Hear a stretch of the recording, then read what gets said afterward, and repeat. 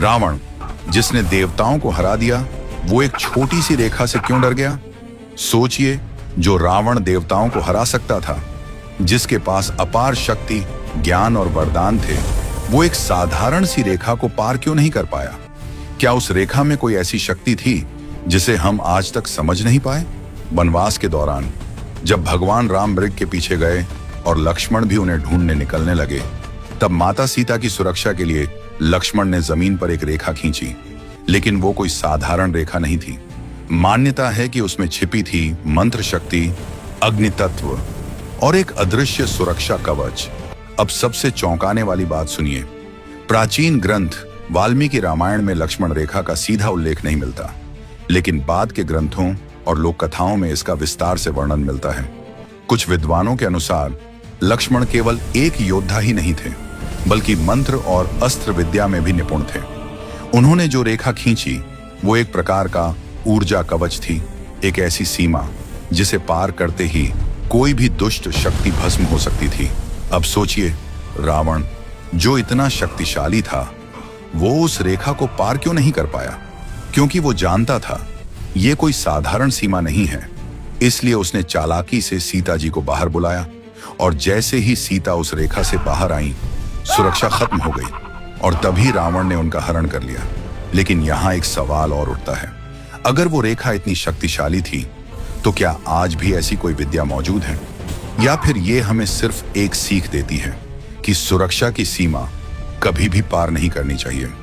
अगर आपको लगता है कि ये सिर्फ कहानी नहीं बल्कि एक सत्य है, तो कमेंट में लिखिए जय श्री राम, और ऐसी ही रहस्यमयी कथाओं के लिए लाइक और सब्सक्राइब जरूर करें। सिंदूर से लेकर पायल तक एक महिला जो भी पहनती है, वो सिर्फ गहने नहीं होते, बल्कि हर एक श्रृंगार में छुपी होती है एक अद्भुत शक्ति, जिसे जानकर आप चौंक जाएंगे। हिंदू धर्म में 16 श्रृंगार केवल सौंदर्य नहीं, बल्कि एक पवित्र परंपरा और आध्यात्मिक ऊर्जा का प्रतीक है। जब एक स्त्री ये 16 श्रृंगार धारण करती है, तो वह स्वयं देवी स्वरूप मानी जाती है। तो आइए जानते हैं इन 16 श्रृंगारों के बारे में। बिंदी, जो एकाग्रता और शक्ति का प्रतीक है। सिंदूर, पति की लंबी आयु और सौभाग्य का चिन्ह। मांगटिका, मानसिक संतुलन और शांति का संकेत। काजल, बुरी नजर से रक्षा करता है। नथ, नाक की नथ, सौंदर्य और समृद्धि का प्रतीक। कर्णफूल, झुमके, ऊर्जा संतुलन बनाए रखते हैं। हार, मंगलसूत्र, वैवाहिक बंधन की पहचान। चूड़ियां, खुशहाली और सकारात्मक ऊर्जा लाती हैं। बाजूबंद, शक्ति और साहस का प्रतीक। अंगूठी, प्रेम और विश्वास को दर्शाती है। कमरबंद, आत्मविश्वास और आकर्षण बढ़ाता है। पायल, मधुर ध्वनि से वातावरण को पवित्र बनाती है। बिछिया, वैवाहिक स्थिति का प्रतीक। इत्र, सुगंध, मन को शांति और आकर्षण देता है। मेहंदी, प्रेम और शुभता का संकेत। केश सज्जा, बालों की सजावट, स्त्री की सुंदरता को पूर्ण करती है। जब ये सभी श्रृंगार एक साथ होते हैं, तो एक महिला केवल सुंदर नहीं दिखती, बल्कि वह शक्ति, सौभाग्य और समृद्धि की जीवित मूर्ति बन जाती है। यही कारण है कि हिंदू परंपरा में 16 श्रृंगार को देवी लक्ष्मी और पार्वती से जोड़ा जाता है। इसीलिए अगली बार जब आप 16 श्रृंगार करें, तो समझिए ये केवल सजावट नहीं, बल्कि एक दिव्य ऊर्जा का स्वरूप है। अगर आप भी इस परंपरा पर गर्व करते हैं, तो वीडियो को लाइक और सब्सक्राइब जरूर करें। हिंदू धर्म में कन्यादान विवाह संस्कार की एक अत्यंत महत्वपूर्ण और भावुक रस्म है। इसमें कन्या के पिता अपनी पुत्री का हाथ वर के हाथ में सौंपते हैं। लेकिन जरा सोचो, क्या एक पिता अपनी ही बेटी का दान कर सकता है? सच्चाई जानकर तुम हैरान रह जाओगे। कन्यादान शब्द ऋग्वेद, यजुर्वेद या सामवेद में कहीं नहीं मिलता। वेदों में विवाह का असली संस्कार है पाणी ग्रहण, यानी एक दूसरे को स्वीकार करना। ये एक पवित्र बंधन है, कोई लेन देन नहीं। कन्यादान शब्द को अक्सर कन्या का दान समझा जाता है, लेकिन इसका सही अर्थ है कन्या का आदान, यानी पिता अपनी बेटी की जिम्मेदारी, उसकी सुरक्षा, सुख शांति और जीवन का भरोसा वर को सौंपते हैं, और वर उसे स्वीकार करके जीवन भर साथ निभाने का वचन देता है। ये दान नहीं, बल्कि जिम्मेदारी का पवित्र हस्तांतरण है। भगवान श्री कृष्ण ने भी बलराम से कहा था, कन्या कोई वस्तु या पशु नहीं है जिसका दान किया जाए, वो तो भगवान की सबसे अनमोल सौगात है, जिसे सम्मान और प्रेम के साथ स्वीकार किया जाता है। जब एक पिता कन्यादान करता है तो वो अपनी बेटी को नहीं देता, वो अपनी सबसे कीमती दुनिया किसी और को सौंप देता है। वो पल एक रस्म नहीं, एक पिता के दिल का सबसे बड़ा त्याग होता है। तो अगली बार जब कन्यादान शब्द सुनो तो उसे दान मत समझना, उसे समझना सम्मान, विश्वास और जिम्मेदारी का संकल्प। अब सच बताओ, क्या तुम भी इसे दान ही समझते थे? जय श्री कृष्णा। गाय अपने थनों से दूध की एक अमृत धारा उस बांबी के भीतर बरसा देती। उसी दूध को पीकर भगवान अपनी भूख शांत करते। लेकिन जब शाम ढलती और गाय महल लौटती तो उसके थनों में दूध की एक बूंद भी नहीं बचती। लगातार कई दिनों तक जब रानी को दूध नहीं मिला तो उसका माथा ठनका। उसने ग्वाले को कड़ी चेतावनी दी कि अगर कल दूध का रहस्य नहीं खुला तो उसे कठोर दंड मिलेगा। अगले दिन ग्वाला छुपते छुपाते गाय के पीछे पीछे घने जंगल में गया। वहाँ उसने जो नजारा देखा उससे उसके होश उड़ गए। गाय एक मिट्टी की बांबी पर खड़ी होकर अपना सारा दूध बहा रही थी। ग्वाले का खून खौल उठा। उसने बिना कुछ सोचे समझे अपनी भारी कुल्हाड़ी उठाई और गाय के सिर पर पूरी ताकत से एक जानलेवा वार कर दिया। लेकिन कुल्हाड़ी गाय को छू भी नहीं पाई। उसी क्षण बांबी को चीरते हुए भगवान श्रीनिवास बाहर आ गए और कुल्हाड़ी सीधे उनके सिर पर जा लगी। रक्त की एक गर्म धार भगवान के माथे से बह निकली।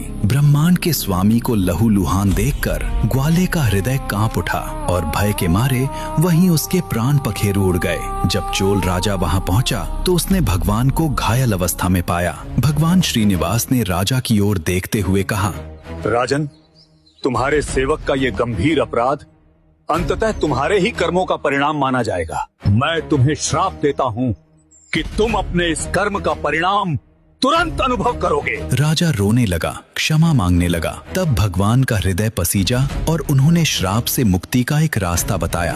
भविष्य में जब मैं आकाश राजा की पुत्री से विवाह करूंगा तब तुम्हें मुझे एक स्वर्ण मुकुट अर्पित करना होगा।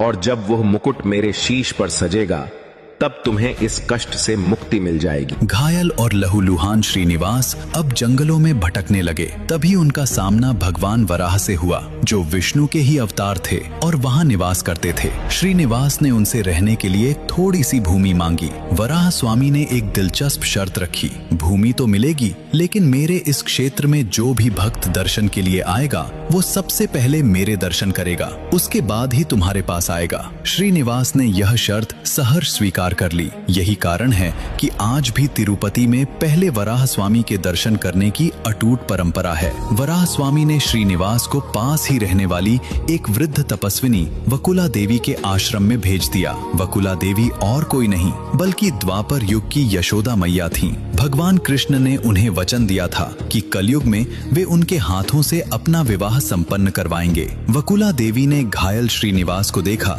तो उनके भीतर की ममता का सागर छलक उठा। उन्होंने श्रीनिवास को अपने पुत्र के रूप में स्वीकार कर लिया। समय का पहिया घूमा और कहानी ने एक नया और खूबसूरत मोड़ लिया। पास ही के राज्य के चंद्रवंशी राजा आकाश को कोई संतान। भगवान ने हमें बनाया, फिर हमें इतना दुख क्यों देते हैं? अच्छे इंसान के साथ हमेशा बुरा क्यों होता है? एक दिन सबको मरना है, फिर किसी के जाने का दुख क्यों लगता है? ये सवाल आज तुम्हारे मन में आ रहे हैं ना? इन्हीं सवालों ने 2500 साल पहले एक राजकुमार को रातों रात अपना महल, राजपाट, बीवी बच्चे सब छोड़ने पर मजबूर कर दिया। उस राजकुमार का नाम था सिद्धार्थ गौतम, जिन्हें हम आज भगवान बुद्ध के नाम से जानते हैं। तो आज इस वीडियो में सिर्फ 3 मिनट में सुनिए गौतम बुद्ध की सबसे पावरफुल स्टोरीज जो आज भी लाखों लोगों का जीवन बदल देती हैं। पहली स्टोरी, दुख का पहला दर्शन। महाराज शुद्धोधन और रानी महामाया के पुत्र थे गौतम बुद्ध। लुम्बिनी, नेपाल में एक पेड़ के नीचे उनका जन्म हुआ। जन्म के समय ही एक योगी ने भविष्यवाणी की, या तो ये महान सम्राट बनेंगे या महान संत। पिता ने सोचा संत नहीं, सम्राट बनना चाहिए, इसलिए बुद्ध को महल में ही हर सुख दिया गया ताकि वे कभी दुख ना देखें। लेकिन एक दिन जब वे पहली बार महल से बाहर निकले, उन्होंने देखा एक बूढ़ा आदमी, एक बीमार इंसान और एक शव यात्रा। उसी दिन उन्हें एहसास हुआ, एक दिन मैं भी बूढ़ा हो जाऊंगा, बीमार हो जाऊंगा और मर जाऊंगा। और उसी रात वे सब कुछ छोड़कर निकल पड़े सच्चाई की खोज में। स्टोरी 2, जाति नहीं कर्म बड़ा होता है। एक दिन बुद्ध ने एक नीची जाति की महिला से पानी मांगा। वह बोली, मैं दूषित हूं, आपको पानी नहीं दे सकती। बुद्ध मुस्कुराए और बोले, मैंने तुमसे पानी मांगा है, तुम्हारी जाति नहीं। उन्होंने कहा, जिस इंसान में लालच, क्रोध और बेईमानी है वही असली नीची जाति का है, जन्म नहीं।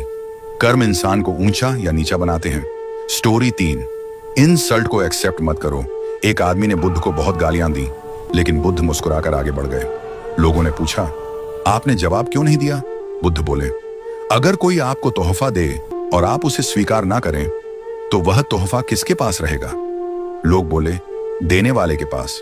बुद्ध बोले, मैंने भी उसकी गालियां स्वीकार नहीं की, इसीलिए वो उसी के पास वापस चली गई। दोस्तों, बुद्ध हमें सिखाते हैं, दुख जीवन का हिस्सा है, लेकिन हमारा रिएक्शन हम चुन सकते हैं। जाति, गाली या मुश्किलें हमें कमजोर नहीं बना सकती अगर हमारा मन मजबूत हो।